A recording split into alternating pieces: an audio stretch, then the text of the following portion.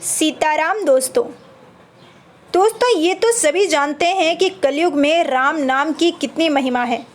बल्कि कलयुग में तो भगवान के नाम को ही सबसे बड़ा सहारा माना गया है भव सागर से पार करने के लिए और परमात्मा को प्राप्त करने के लिए। नाम जबकि आज एक ऐसी सत्य घटना हम आपके सामने लेकर आए हैं जिसे सुनकर आपके रोंगटे खड़े हो जाएंगे और आप नाम जप करने को मजबूर हो जाएंगे। ये घटना है 1960 के आसपास की उत्तर प्रदेश के सीतापुर गांव में रहने वाले छेदी लाल नामक व्यक्ति की। छेदी लाल बहुत कंजूस व्यक्ति था और एक व्यापारी था। उसके एक किराने की दुकान थी, लेकिन उसका भगवान के नाम से दूर दूर तक कोई नाता नहीं था। वो अपने काम में इतनी मिलावट किया करता था, इतनी बेईमानी किया करता था कि उसका आधे से ज़्यादा पैसा बेईमानी का हुआ करता था। लेकिन फिर भी वो उस पैसे में से एक पैसा भी दान में नहीं दिया करता था।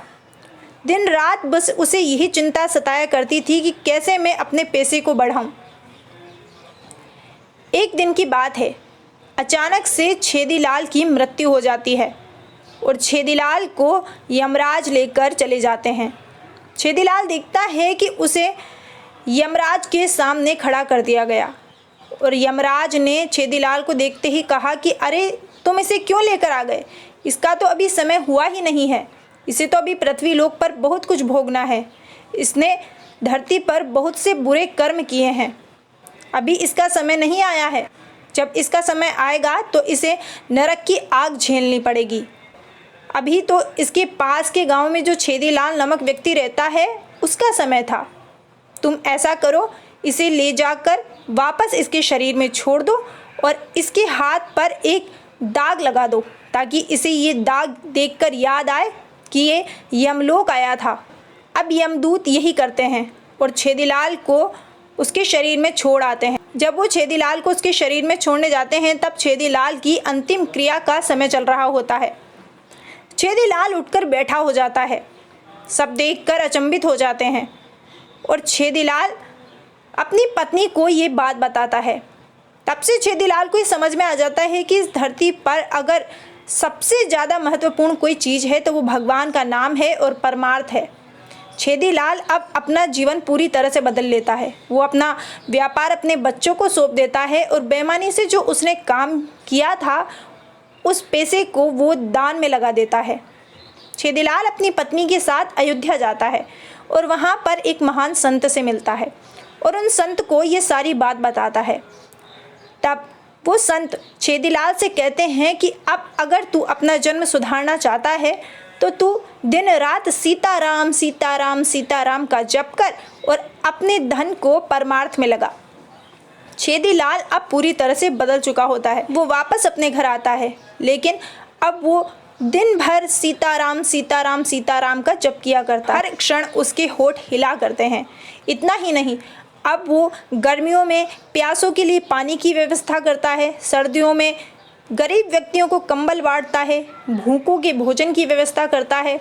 ऐसे करते करते छेदीलाल का अंतिम समय आ जाता है।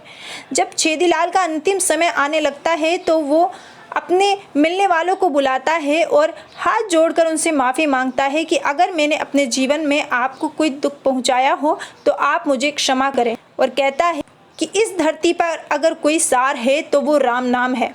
इस धरती पर हमारे साथ कुछ नहीं जाने वाला, सिर्फ हमारे कर्म और भगवान का नाम ही हमारे साथ जाएगा।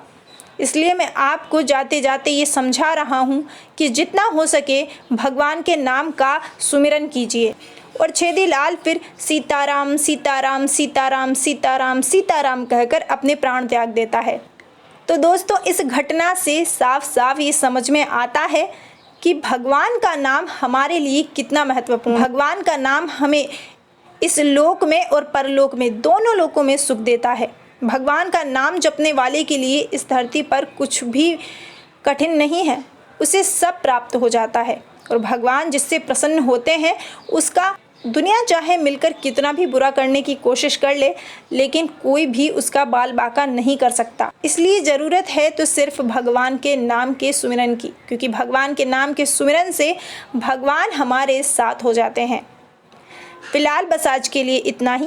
अगर आपको हमारी वीडियो पसंद आई हो तो प्लीज़ कमेंट करके ज़रूर बताइए, क्योंकि आपके एक लाइक से, एक कमेंट से हम मोटिवेट होते हैं। प्लीज़ वीडियो को लाइक कर दीजिए, चैनल को सब्सक्राइब कर दीजिए और बेल आइकन पर क्लिक कर दीजिए, ताकि हमारी आने वाली हर वीडियो का नोटिफिकेशन आपको मिलता रहे।